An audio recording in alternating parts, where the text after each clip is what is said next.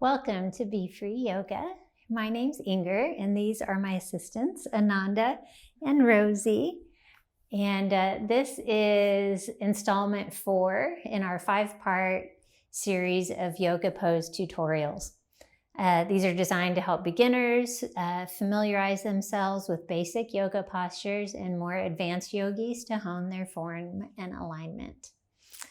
We've already done the opening of yoga class, the Sun A and the Sun B in our first 3 tutorials, and now we move on to balancing postures. You need a mat, 2 blocks, a strap, an optional blanket if you want one for a bolster or under your knees or something like that. If balance is challenging for you, you're welcome to set up near a wall so you have something to hold on to, or get a couple of chairs and have them nearby. We're not going to be able to do every balancing posture today. There's just too many, but I chose ones that should give you basic form cues that you can then extrapolate into other postures you might encounter. And for time's sake, we're not going to do everything on both sides, but I designed the class so that you should be pretty well balanced at the end.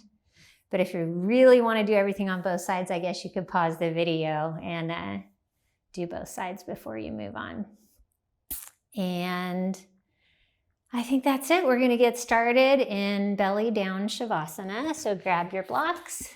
They'll be in an inverted V underneath your shoulders as you lay down on your belly. Rest your forehead on the mat, extend your arms by your sides, and let your heels fall out. Breathe into your belly. It's important to ground before we balance. So draw up energy from the earth. Take a full deep inhale as your belly presses down. And an open mouth exhale, fog up your mat. Another full deep inhale. Sigh it out. And one more. Open mouth exhale. And seal your lips and find your natural breath. The theme today is finding your center.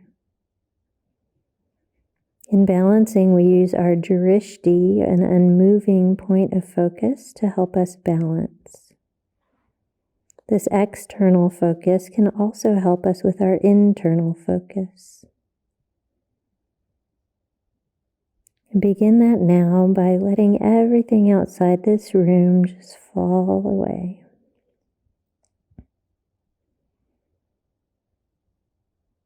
One more round of breath here. And then lift your forehead, remove your blocks, set them to the side, and come into tabletop, press into your hands. Take a few rounds of CatCow, spread your fingers wide. Inhale, cow. Reach your tailbone high.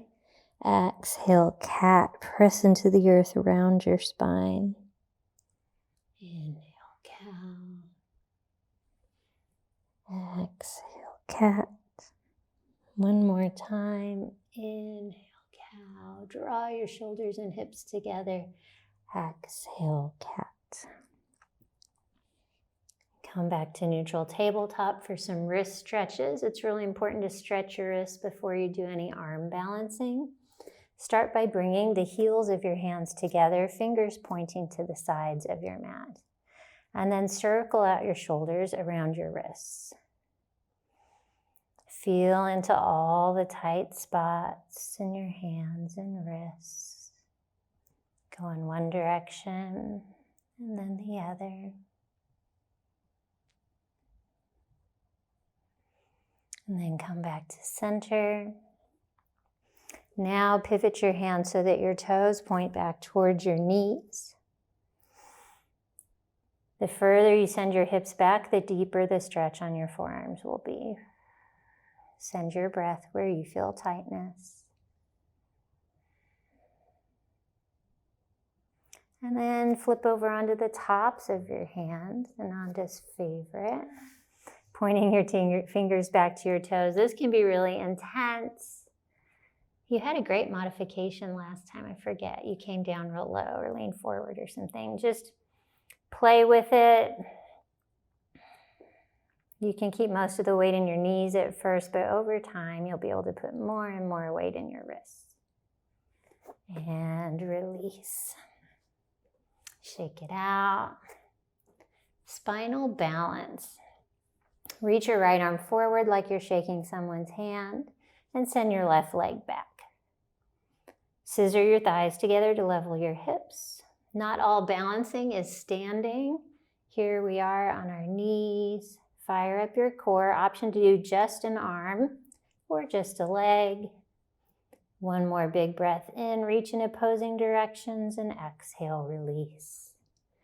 Root into your right hand, send your left hand forward, and right leg back. Use your glute, look down at your mat. Press into the pads of your fingertips, big breath in. Exhale, release. And tuck your toes and exhale into down dog. Move around, pedal out your legs, press your chest low. Really focus on opening your shoulders and send your tailbone high. Then look to the top of your mat. Take tiny steps forward for ragdoll. Feet hip width distance apart. Generously bend your legs. Hold opposite elbows behind your legs. And then if you want to deepen the stretch in your back, you can just straighten your legs a tiny bit. Shake your head yes. Shake your head no. One more breath in. Exhale, release. Toe heel your feet together and roll up slowly with soft knees and a heavy head, one vertebra at a time. When you get to the top, roll your shoulders up and back and keep your arms by your sides. Face your palms forward for stand at attention. Since today's class is about finding your center, let's take a moment to find our center. Pick up all 10 toes and spread them wide on the floor. Then lean your body to the right, to the front, to the left, to the back. I bet this looks cool, Ananda, because we're doing it together. Other direction, left, front, side, and back. And then come back to center. Sometimes exploring the edges like that helps you find where your center is. And then close your eyes and bring your hands to your heart. Samastitihi. Set an intention for class today to work on finding your center, the balance between control and surrender, effort and ease, growth and grounding. Take a full inhale to seal this intention. And exhale, open your eyes, release your hands. We're going to start off in Warrior One today. So step your left foot back, foot flat on the floor, heel grounded. You want your feet separate a little bit, like as if you're on railroad tracks. Back toes point to 10 or 11 o'clock. Your front knee should be stacked over your ankle. You want to lunge as far as you can with that back heel still on the floor. If your knee extends past your ankle, you can widen your stance a little bit, scooching your foot forward, and that'll help you get that good alignment. If your heel does not reach the floor, you can always stick a blanket or a block underneath it while you're working on stretching that out. Then you push into your back foot to send your left hip forward. We want both hips closed and shining to the front of the room. Push into your front heel rather than your front toes to fire up the correct part of your leg. Like Ananda, you could have your hands at your heart to good posture, shoulders stacked over your hips, or you can reach your arms high. When you do that, you have a natural back bend, so you want to keep your belly drawn in and your glutes engaged. Warrior One is a great posture to transition into some balancing. So ground down on the exhale. And then on the inhale, grow your upper body as you sink your hips low. Exhale, airplane. Start with your airplane arms. Swing your arms back, fire up your triceps, and then shift your weight forward into your front foot. You can straighten your front leg, balance on your front foot, and you can just tip a little bit. For starters, you can just focus on having your hips closed and in line. And you could also do this near a wall. You could do this on a chair, leaning over a chair. And then over time, you'll be able to tip more and more until your torso and your leg are parallel with the floor. Once you're here, if you feel your hips start to rise up, lower your left hip down to even it out. Ananda's back and triceps are active. She's looking down at the mat. Her lifted leg is just as active as her standing leg. And this is airplane.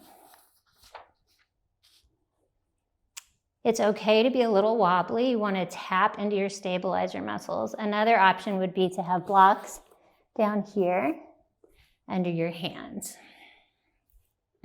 Take a break whenever you need to, Ananda. You might want to stop and shake it out before we go into Warrior 3. Let's come back into Warrior 1 for a moment. If you've taken a break, exhale into airplane, shift your weight forward, take the option that works for you. And then to get into Warrior 3, we just reach our arms forward to the front of the room. Dial your left pinky toe down to keep your hip closed. Beautiful adjustment. Your leg may not lift quite as far, that's okay. If reaching your arms forward doesn't work in your body, you can always have your hands at your heart, or you could stay in airplane. Warrior 3 is a fun one to do on chairs because your hands can be on the back of the chair. It can really help you to open your shoulders.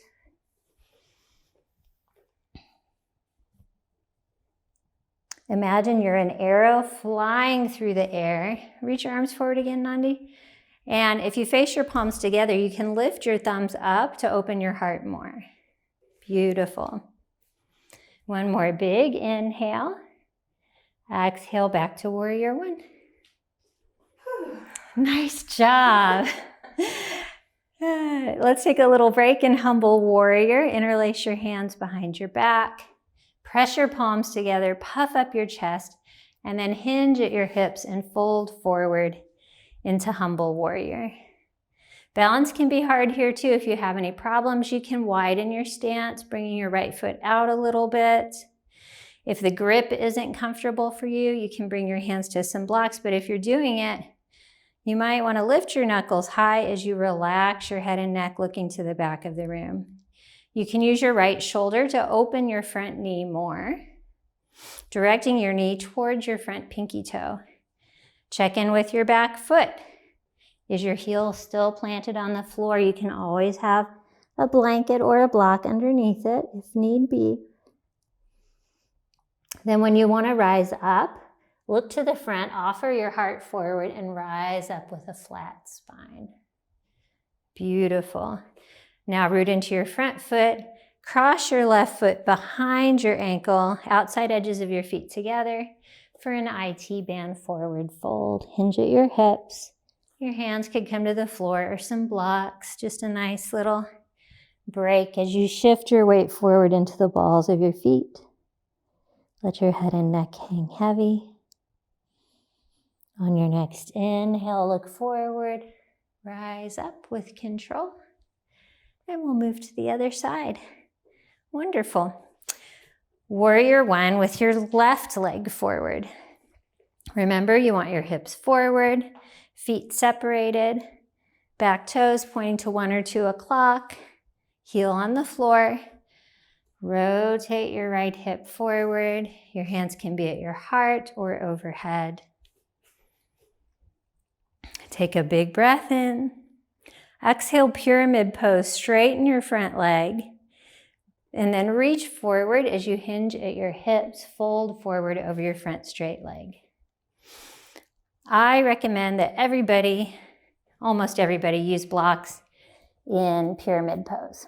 So actually, Ananda demo without blocks, sometimes you might think you're doing great because you can touch the floor, but your spine might be really rounded in order for you to reach there. We would like to focus on a nice hamstring stretch, stretching the back of our leg.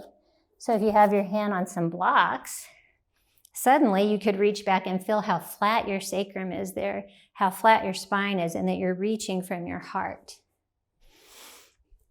Inwardly rotate your back leg to center your hips with the front of the room.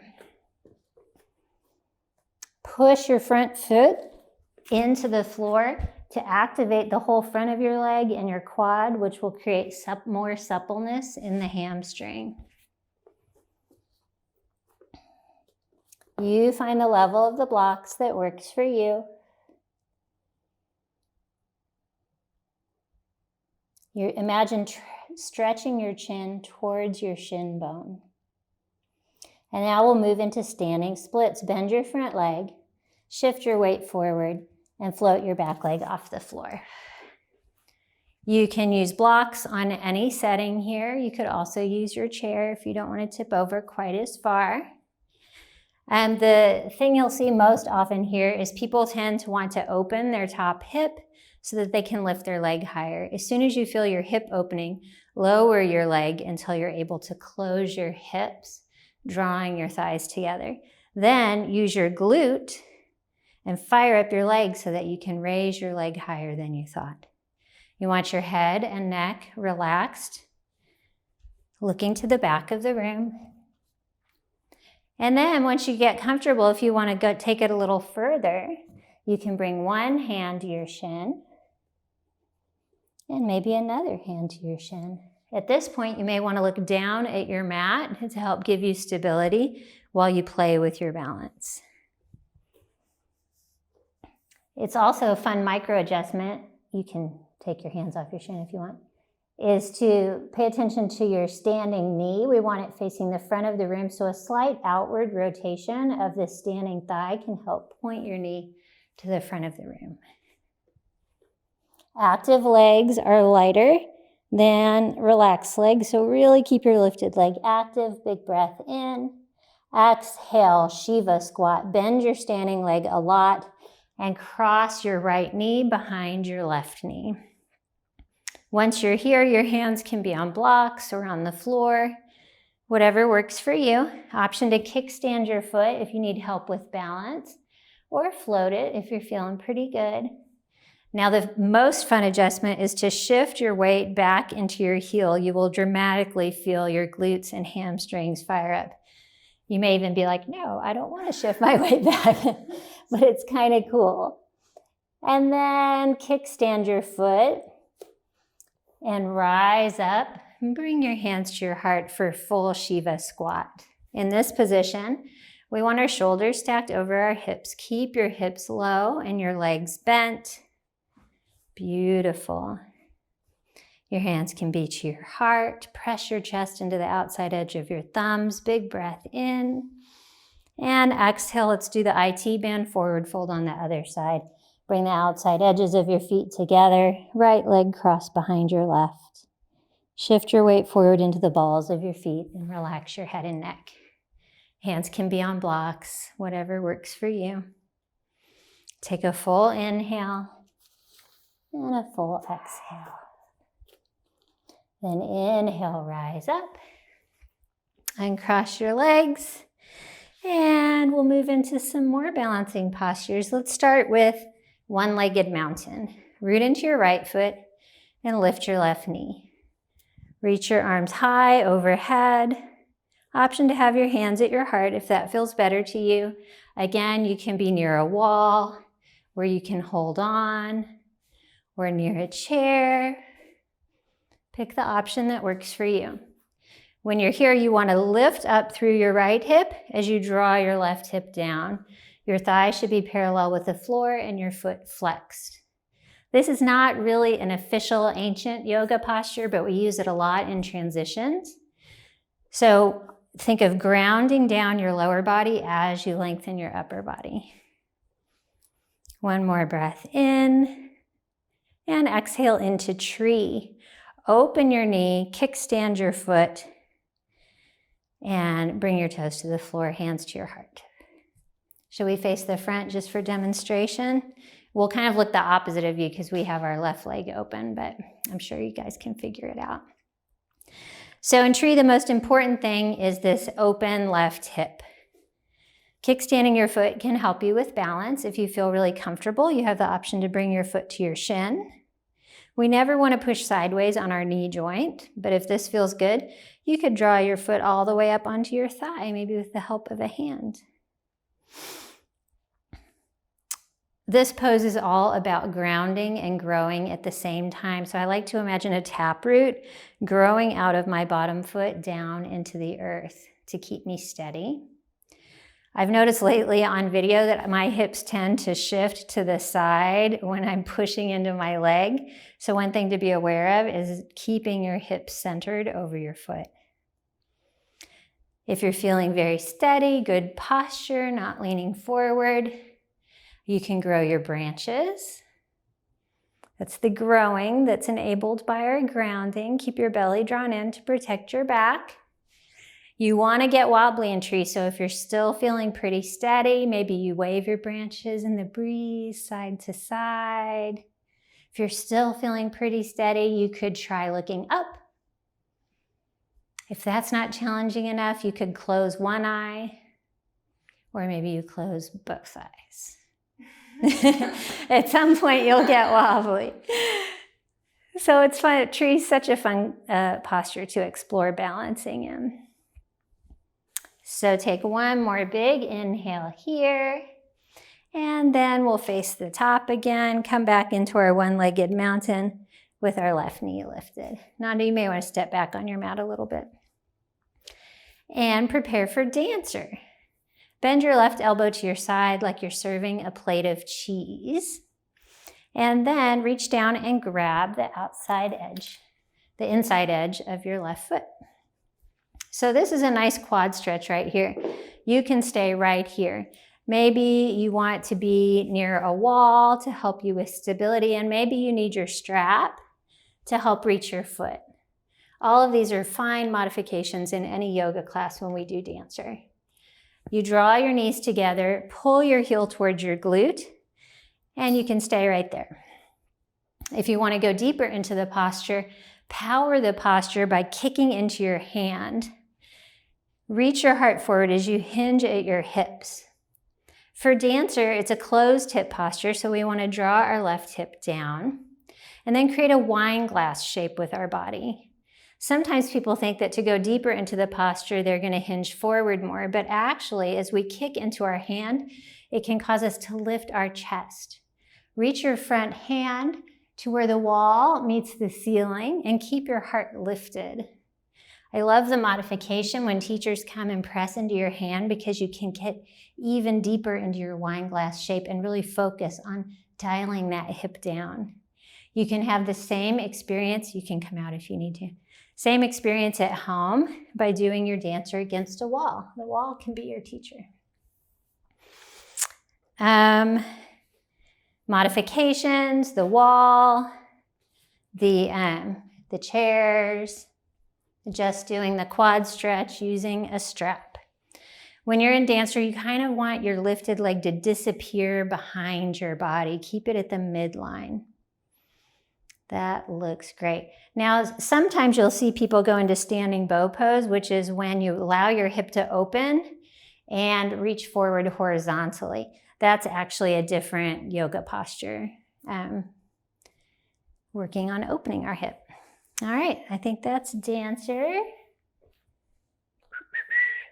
Yep, covered it all. Now let's do one-legged mountain on the other side for a couple of different postures. So lift your right knee. Level your hips, flex your foot, arms reach high or maybe to your heart. Remember, you can station yourself near a wall. Big breath in. Exhale, eagle. If we're wrapping our right leg over, our right arm will go under. That's an easy little trick to remember. You can kickstand your foot on the floor to help with stability. That's the first level. If eagle arms don't feel good to you, you could do a bear hug, just holding opposite shoulders. It's a great modification to do this against a wall. If balance is challenging for you, you can take any modification against a wall, and that also helps you have good posture because we want our hips right underneath our shoulders. We don't want to lean forward. Contrary to what you might think, the lower your hips are, the more stable you'll be. So bend that standing leg. If you're comfortable, you can float your foot in the air or wrap it around your leg like Ananda is doing. Then once you're there, think about drawing your elbows and your knees to the midline, pointing them both forward. Do you still have your good posture, shoulders over your hips? Nice. Then lift your elbows higher and press your hands towards the front of the room for a nice opening in your upper back. Eagle is a great one to use your drishti. Find a point of focus on the wall, stare at it, it'll help you balance, and then find your internal focus as well.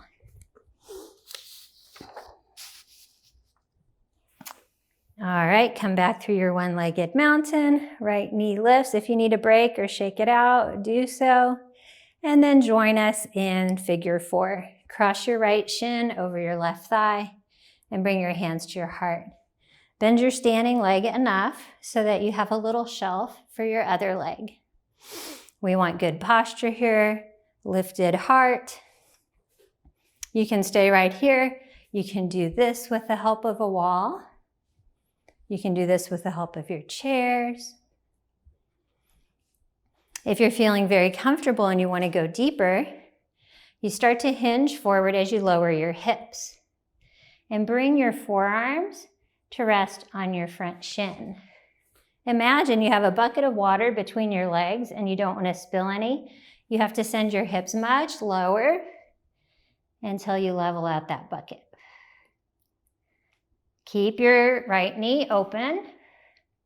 Option to wrap your forearms around your shin and bring your prayer hands together that way. Send your hips lower. Beautiful. Over time, you'll really be able to level out that bucket. And another modification, if your leg is tired, is a forward fold. You can straighten your standing leg and bring your hands to the floor or some blocks. I see a lot of people in class choose this because it's not working on your standing leg anymore. I encourage you to maybe do one of them for a little while and then move into your forward fold to build strength in that standing leg. But this is such a great hip opener. Keep your right knee open as you fold forward. There's also a toe balancing option, which we're not going to cover today, but which you'll find in some of my classes. And then let's rise up with control. Way we came in, come back into our one-legged mountain. And release. Nice. Now we're going to meet in Warrior 2 for half moon. Reach your arm to the front and the back. Nice Warrior 2 stance. Front knee open. Check in with your right toe or your front toes. You may be facing us, so it may be a different direction. Make sure they're pointing directly to the front of the room because we're moving into half moon. It's nice to have a block on a tall setting at the top of your mat.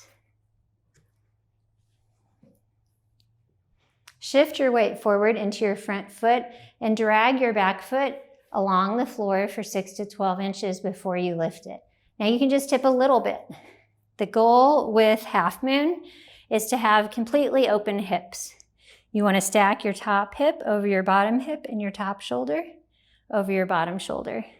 But this can be achieved with just a very small tip, right? We can be like this. And then over time, we can tip further and further until we have our hand to our block. Anytime you sacrifice that openness, that long lifted spine, you'll want to come back out. Ananda can reach the floor, which is awesome, but she may even want to use a low block so that she can have that parallel spine with the floor. Everything's reaching in different directions. Everything's super active. Ananda, will you model doing this against the wall? The doors here? This is great. If you're wondering like, oh, am I hinging forward? Am I stacking really well? You can do it with your back against a wall. And watch how she can really lean that top hip up against the wall and feel how that feels. When you're here, find a gaze that supports you. Just looking down, help you stay balanced. Just looking up, feel good. Just looking to the side, feel good. There you go. Take one more big inhale wherever you are. And then exhale, release back into warrior two with control. All right, now we're going to move into one arm balancing posture. We already stretched out our wrists, and we're ready for crow pose. Are you ready for crow pose? I'm ready. All right. The whole world is watching you. No, I'm kidding. No pressure. So you want to come standing on your mat, bend your knees, and bring your palms onto the floor. When we're doing arm balancing, our hands become our feet, any kind of inversion really. So you want those nice tiger claws, your fingers spread wide, you're pressing into your fingertips. So you have maximum surface area to balance on. Then lift up your heels and walk your feet towards your wrists until you can put your knees into your armpits, resting on the back of your triceps. Now just start shifting your weight into your hand. Look forward about a foot in front of your hand so that you don't topple over. And as soon as you shifted the weight into your hands like this, you are in crow pose. You can stay right there with your feet on the floor. If you feel comfortable, you could lift one foot, then you could lift the other foot, and eventually you can lift both feet. I find it very helpful in crow to draw your belly up and in round your back and lift through your hips. It actually makes you feel lighter. That is gorgeous. And then an advanced move would be to work on straightening your arms eventually. Ananda's been holding it for a while, but that is the deepening of the posture. Beautiful. You can work to connect your toes together. See, Ananda's toes are together too. That is great. And then some people say, we're not going to do it today, that it's helpful to put your feet up on blocks and then lift your feet off. I think it's kind of challenging to get your feet on blocks. So it's not helpful for a very beginner. I think for beginners, it's more helpful just to keep your feet on the floor. Lift one foot at a time. Nice. And let's meet in child's pose. Let's take a few deep breaths. Really honor yourself for all the balancing you've been doing today. Balancing really fires up so many receptors in your body. Gets your heart rate going. Requires vulnerability. But you did it. On your next inhale, lift your elbows, press into your hands, and rainbow up into tabletop. Now we're going to do a little balancing on the floor. Step back into high plank. Option to be on your knees. Remember, good high plank form. You want to puff up the middle of your back. You want one line of energy from your heels to the crown of your head. And then we'll prepare for side plank. Root into your right hand. You might want to move it a little more central. And then roll onto the outside edges of your feet as you lift your left arm high. The first level of this would be to take your lower knee, your right knee, down onto the floor for supported side plank. That is a great option. You still have your great side plank form. You could also stagger your feet. This gives you more surface area for balancing. You could stack your feet. You could float your top leg off the floor. Really focus on rainbowing your hips high. And you want your wrist just a tiny bit in front of your shoulder. Notice how Ananda's shoulders and hips are stacked. Big breath in. And exhale, come back to your high plank. Beautiful. Let's shake it out.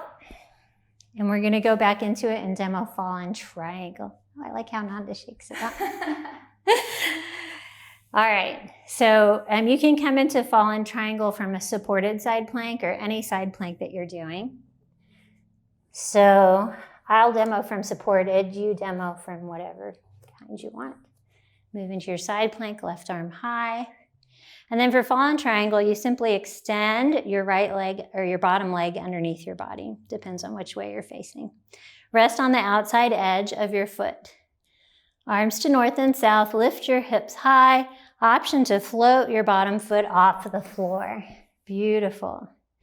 Big breath in. Exhale, unwind both hands to the floor. Send your right leg high, and we'll move into a scorpion dog. Bend your top leg and stack your hips. That looks great. You could stay here in your scorpion dog. You could also be doing this in tabletop. That's a great modification if you're not comfortable lifting one foot from your down dog. If you want to take it further, we can move into wild thing. Step your foot back as you roll onto the outside edge of your left leg. This foot may be floating in the air. It may come down to the floor. Ananda's body is rainbowed. She's lifting from her chest and reaching her arm overhead. This is wild thing. Another version of this is a flip dog, in which both feet are flat on the floor, parallel with each other. Great. You can come down whenever you want. So if you were in this tabletop, scorpion tabletop version and you want to move into wild thing, one nice way to do it is to simply come down onto a seat facing the back of the room, straighten your left leg, and then flash dance your hips up. You can always make that transition with your hips on the floor. So play around with it, find what works well for you. And gosh, I think that's it. We did it. So those are some basic balancing postures. From those, you'll learn so many other ones like hand to big toe pose and standing Shiva and revolved things, but gives you a good idea about how to have the proper hip alignment, either open or closed, how to find stability with active limbs, and just general tips about balancing with your drishti and your focus, all to give us the benefits of balancing postures, stronger equilibrium, knowing our center, stabilizer muscles. Great stuff. So let's close off in Shavasana. Come to lay on your back and reconnect with our grounding earth energy. Let your feet fall open, palms face up. Relax your hips and the muscles in your face. With each exhale, melt into the earth as you feel it rise up to support you. I'll close with a quote by Joel Kramer. Yoga is a dance between control and surrender, between pushing and letting go. And when to push and when to let go becomes part of the creative process, part of the open-ended exploration of your being.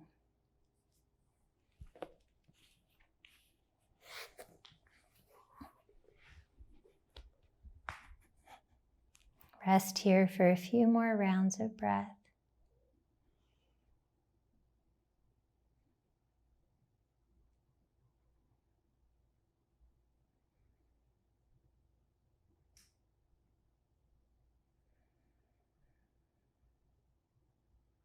And then begin to wiggle your fingers and your toes. Circle out your ankles and your wrists. Let your head fall to one side and then to the other. Then take a long good morning stretch. Point your toes, reach your arms overhead, soften your belly. Big breath in. And exhale into fetal pose. On your favorite side, using your bicep as a pillow. For a moment of intention setting. Take this exploration, this finding of your center into your week. And simply start with awareness. Notice how your body, heart, and mind feel when you're off center compared to when you're in center. Let this awareness guide your choices and actions. On your next inhale, with as little movement as possible, rise up to an easy seat on your mat. Bring your hands to third eye center and close your eyes. The light, the love, the teacher, the student, and the hot mess in me recognizes and adores the light, the love, the teacher, the student, and the hot mess in each of you. Bow forward and seal our practice with a namaste. Namaste. Thanks, Ananda. Thanks, Rosie, for all your hard work. We'll see you next time for our final installment of the Yoga Pose tutorials. Have a great week.